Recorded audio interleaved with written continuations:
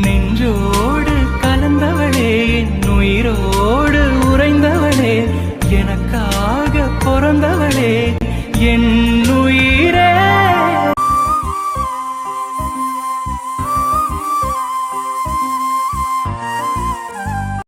அன்பு. ஆமா. என்னடா மணி 10ஆவது, இன்னும் ஆஸ்பத்திரிக்கு கிளம்பாம இருக்க? இல்லம்மா, நான் இன்னைக்கு ஹாஸ்பிட்டலுக்கு போல, கொஞ்சம் தலைவலியா இருக்குமா. தலைவலிக்குதா? நேத்து வேற என்னமோ சரியா தூங்கவும் இல்ல, அதனாலதான் தலைவலியா இருக்கும்னு நினைக்கிறேன். சரி இரு, உனக்கு சூடா காபி போட்டு எடுத்துட்டு வரேன், தலைவலி எல்லாம் சரியா போயிடும். சரிம்மா. ஷைலு, நேத்து நைட்டு பூரா நான் வருவேன்னு நீ வெயிட் பண்ணியிருந்திருப்ப. இப்ப கூட நான் ஏன் வரலன்னு தான் யோசிச்சுட்டு இருப்ப. எனக்கும் உன்னை பார்க்கணும் ஷைலு. கடைசியா வந்து உன்னை பார்த்து இந்த டைரியை உன்கிட்ட கொடுக்கணும். ஆனா இந்த டைரியை கொடுத்துட்டு உன் முகத்தை பார்த்து இதுக்கப்புறம் நான் உன்னை பார்க்க வரவே மாட்டேன்னு சொல்ற தைரியம் எனக்கு இல்லை ஷைலு. அப்படி நான் சொன்னா நீ அதை ஏத்துக்கவும் மாட்ட. உன்னை கல்யாணம் பண்ணிக்கிட்டு இவ்வளோ நாள் நீ அழுத்தத்துக்கெல்லாம் சேர்த்து உன்னை சிரிக்க வச்சு சந்தோஷமா பார்த்துக்கணும்னு நினைச்சேன். ஆனா இப்போ என்னால நீ அழுறத என்னால சத்தியமா பார்க்க முடியாது ஷைலு. நான் இருந்தாலும் இல்லைனாலும் நீ எப்பவுமே சந்தோஷமா இருக்கணும் மின்னல். உன் வாழ்க்கையில நீ இதுக்கப்புறம் அழவே கூடாது.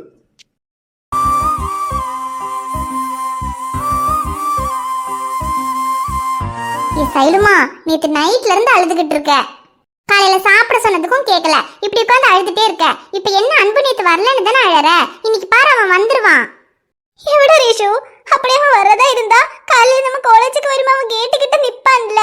പക്ഷേ ராத்திரியும் அவன் வரல, காலையிலயும் அவன் வரல. இனி அவன் எப்ப வரும்?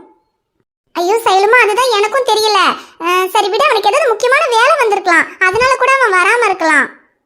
ரேஷு மற்ற நாளா இருந்தா கூட பரவாயில்ல, ஆனா நான் அவன்கிட்ட காதல சொல்றேன்னு சொல்லியும் அவன் ஏதாவது முக்கியமான வேலைன்னு சொல்லி வராம இருப்பான்னு உனக்கு தோணுதா? சரி, அப்படியே முக்கியமான வேலை அவனுக்கு இருந்தா கூட எனக்கு ஃபோன் பண்ணி ஒரு முக்கியமான வேலை இருக்கு நீ அப்புறம் வரேன்னு சொல்லியிருப்பான்ல. முன்னாலதான் நான் அவன் நம்பரை பிளாக்ல போட்டிருந்தேன், പക്ഷെ இப்ப அவன் நம்பரை நான் அன்பிளாக் பண்ணிட்டேன். அவன் நினைச்சிருந்தா எனக்கு கால் பண்ணி கூட சொல்லியிருந்திருக்கலாம், പക്ഷെ அவன் ஃபோனும் பண்ணல. நான் ஃபோன் பண்ணப்ப சுவிட்ச் ஆஃப்னு வந்தது. அவன் வரவும் இல்லை, எனக்கு ரொம்ப பயமா இருக்கு ரேஷு. ஐயோ ஷைலுமா, நீ பயப்படாத. ஒருவேளை நீ அன்பிளாக் பண்ணதா அவனுக்கு தெரியாம கூட இருக்கலாம்ல. பிளாக்ல போட்டுருக்கிறதா நினைச்சிட்டு அவன் கூப்பிடாம இருந்திருக்கலாம். அப்புறம் நேற்று நைட்டு பண்ணப்பதானே சுவிட்ச் ஆஃப்னு வந்துச்சு. நீ வேணா இப்ப கூப்பிட்டு பாரு, ஃபோன் ரிங் ஆகுதான்னு பாப்போம். சரி இரு, கால் பண்றேன்.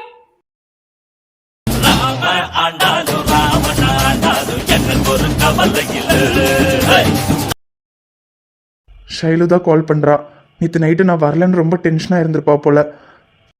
இப்போ ஃபோன் எடுத்தா ஏன் வரலன்னு கேட்பா, எப்போ வருவேன்னு கேட்பா. இப்போ என்ன சொல்றது? ரிஷு பாரு, ஃபோன் ரிங் ஆகுது, പക്ഷെ அவன் ஃபோன் எடுக்க மாட்டேங்கிறா. இது எந்த நம்பரானு அவனுக்கு தெரியும், தெரிஞ்சவன் ஃபோன் எடுக்கல. ஐயோ, அவன் ஏன் இப்படி பண்றான்? இப்படி எல்லாம் பண்ண மாட்டானே. சரி நீ அழாத, இன்னும் ஒரு தடவை கூப்பிட்டு பாரு.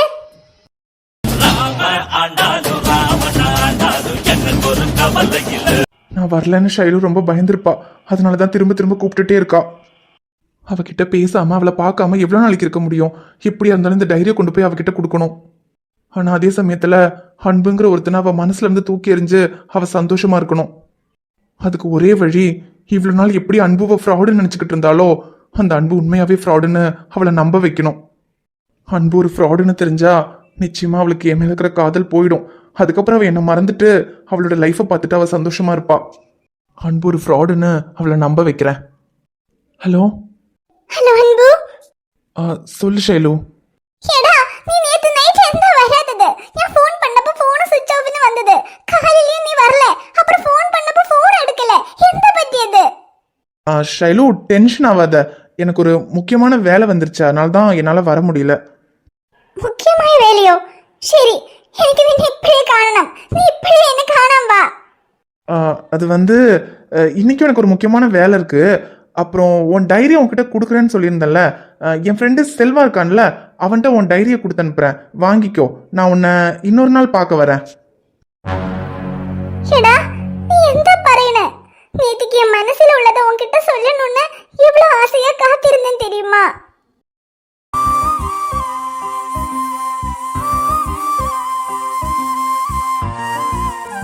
தெரியும் மின்னல், ஆனா என் மனசுல இருக்கிறத நான் உன்கிட்ட சொன்னா நீ தாங்க மாட்ட.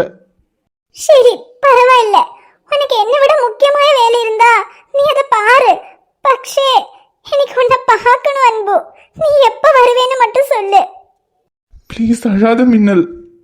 அதான் சொன்னனே, ஒரு முக்கியமான வேலை, அது எப்போ முடியும்னு தெரில. நான் எப்போ வரேன்னு சொல்கிறேன். அப்புறம் உன் டைரியை நான் என் ஃப்ரெண்டு செல்வா கிட்ட கொடுத்து அனுப்புகிறேன். கொஞ்சம் காலேஜ் கேட்டு கிட்ட வந்து வாங்கிக்க. எதுக்கு அன்பு? எதுக்கு அந்த டைரியை உன் ஃப்ரெண்டு கிட்ட கொடுத்து அனுப்பணும்? அப்ப நீ என்ன பார்க்க வரவே மாட்டியா? இல்லை அப்படி இல்லை, நான் வருவேன். ஆனால் அந்த டைரி உனக்கு வேணும்ல, அதான் என் ஃப்ரெண்டு கிட்ட கொடுத்து அனுப்புகிறேன். அதை வாங்கிக்கோ. நான் வரும்போது எப்போ வரேன்னு உங்ககிட்ட சொல்கிறேன். இல்ல, எனக்கு அந்த டைரி வேண்டாம் அன்பு. எனக்கு நீ தான் வேணும். நீ எப்ப வரையோ அப்ப அந்த டைரி நீ கொண்டு வந்தா போதும். வேற யார்கிட்டயும் அந்த டைரி நீ கொடுத்து அனுப்ப வேண்டாம். சரி, நானே வரேன். காலேஜ் கேட்டு கிட்ட வந்துரு.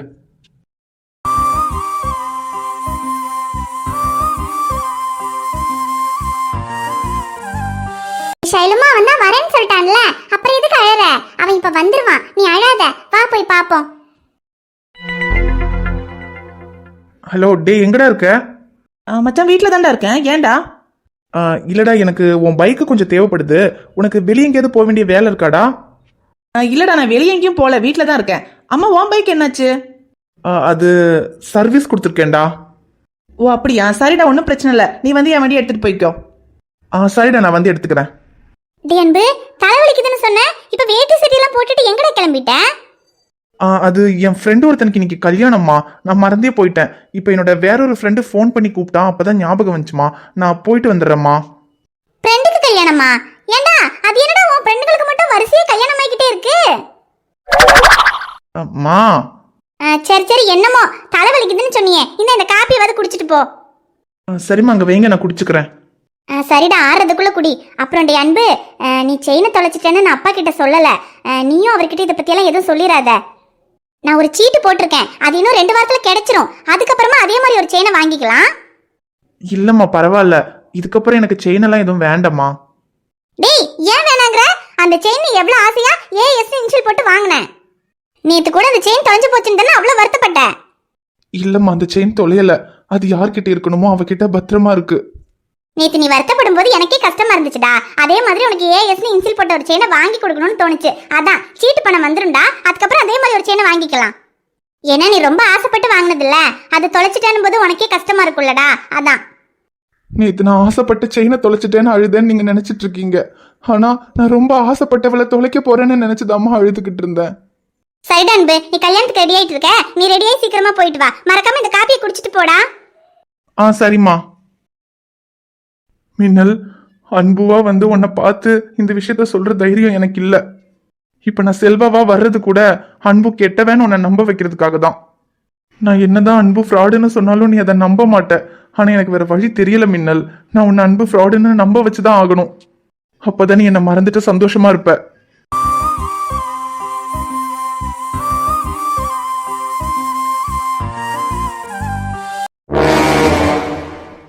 நீங்க தான் டாக்டர் ஷமீரா? ஆமா சார். ஓகே, நான் தான் இங்க ஹெல்த் டிபார்ட்மெண்ட்ல இருந்து ஹாஸ்பிட்டல் ஒழுங்கா ரன் ஆகுதான்னு செக் பண்ண வந்திருக்கிற ஆபீசர். ஏன் ஷமீர், இவனை பார்த்தா ஆபீசர் மாதிரி இல்லையே, ஏதோ குள்ளா வைக்கிற மாதிரி இருக்கான். எனக்கும் அந்த சந்தேகம் இருக்கு அரவிந்த். ஹலோ, என்ன ஒரு ஆபீசர் வந்து நின்னுக்கிட்டு இருக்கேன், 2 பேரும் அங்க என்ன தனியா பேசிக்கிட்டு இருக்கீங்க?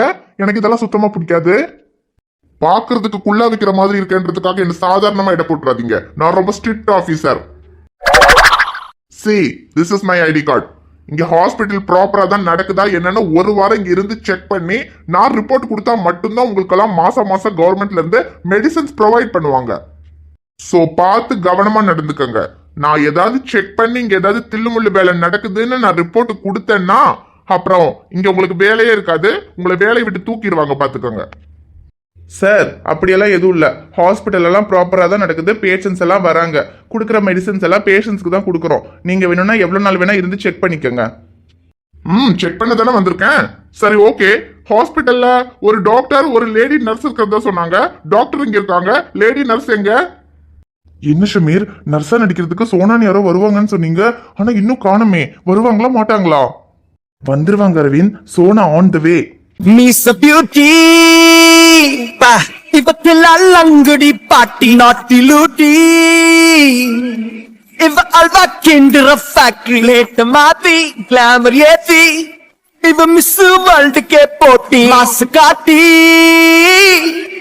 இப்ப சல்வார் ராச்சிடா வெட்டி வித்து வெட்டியா கத்து குட்டியா ஊரை சுத்துறா தன்னால என்ன மந்திரம் போட்டு வைக்கிறா ஊரு சுத்துது பின்னால